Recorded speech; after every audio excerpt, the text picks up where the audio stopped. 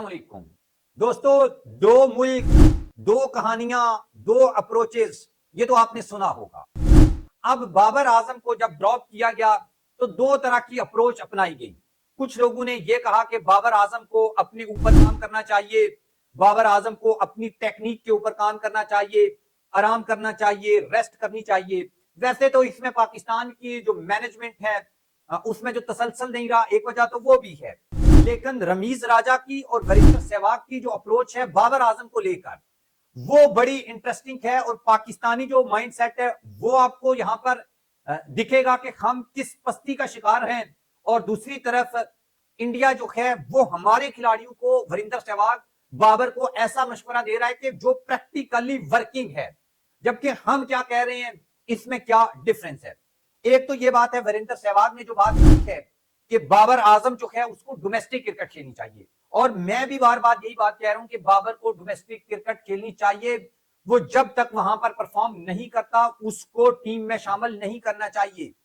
इसकी वजह यह नहीं है कि वो डोमेस्टिक की परफॉर्म के ऊपर है, हालांकि मेरिट पे यही होना चाहिए।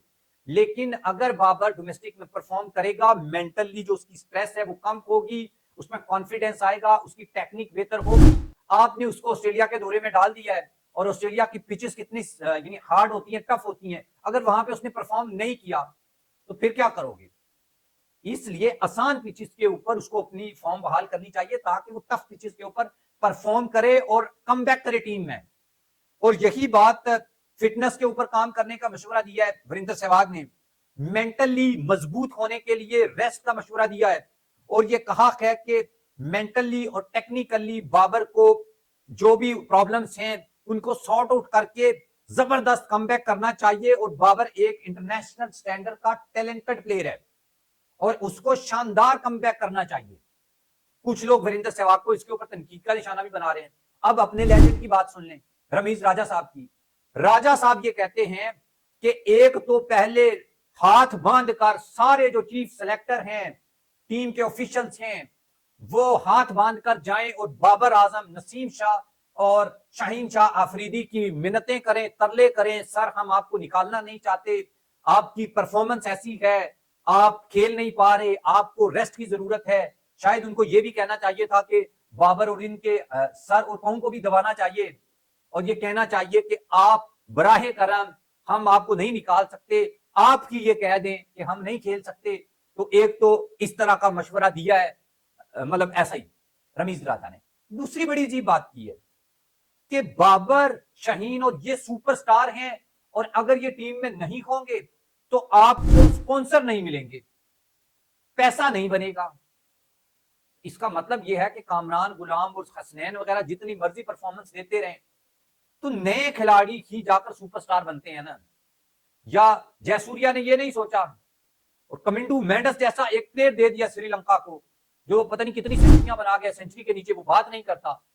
उधर जयसवाल जैसे और ऐसे ऐसे तगड़े, सरफराज खान ये बहुत गंभीर लेके आया, उन्होंने 297 बना दिया है रन, 300 रन बना दिए T20 में। पाकिस्तान की ये टीम वनडे में 300 बनाने के काबिल नहीं है।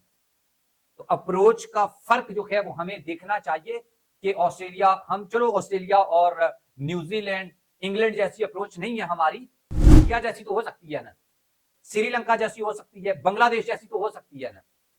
तो इनको ये अप्रोच अपनानी चाहिए, खिलाड़ियों को मेरिट के ऊपर, नए खिलाड़ियों को मौका मिलना चाहिए। ये जो बेचारा लड़का है कामरान गुलाम, मैं उसकी पिक्चर दे रहा था, 11 साल पहले उसने सेंचुरी मारी थी, और वो भी 47 बॉलों के ऊपर। तो 11 साल उसके जाया कर दिए। क्यों किंग बाबर को नहीं निकालना, किंग रिजवान को नहीं निकालना। तो खुदा का खौफ करो। और फिर ये कहते हो टैलेंट नहीं है, नए लोग तैयार नहीं है, आप खिलाते नहीं हो किसी को, तो नया टैलेंट कहां से आएगा, पता कैसे चलेगा कि नया टैलेंट आया हुआ है।